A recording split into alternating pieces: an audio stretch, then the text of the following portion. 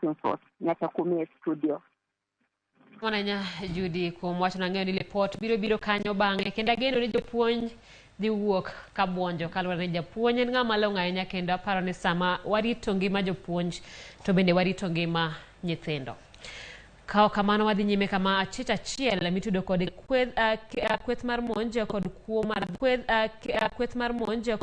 mar dhok manyocha otimore e tung Kericho Kisumu kendo weyo ji ariyo kowito ngimagi osemaki. Kaluwore kod jatend obila ma Nyanza Flora Moria oyango ni apedha mager dhi nyime maneno ni jonjore duto ma wuok kata momaki kod monj ma kamago ibiro ndhi kendo kawnegi okang' mowinjore mar chik. Bende omedo ni gidhi neno ni jamni duto ma bende oselal e tong'no olundachgi ojiwo jodak e tong' ariyogo mondo oket kwe e sama sirikal dhi nyime kod timo tijgi ka bende kwenegi chano romo kod jokanyo duto mawuok e tong' mar Kericho kod Kisumu chieng' tich ang'wen jumani mondo gitwag e wi kaka inyal kel kwe mochwere e tong'no.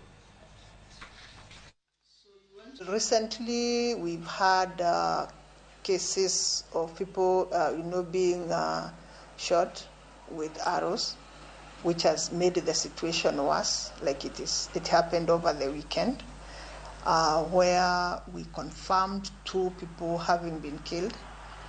This was brought about by theft of some cows from the Kisumu side. I'm happy to note that the security officers on the ground from both Kisumu and Kericho have been very active on the ground following up on this matter. A series of meetings have been held.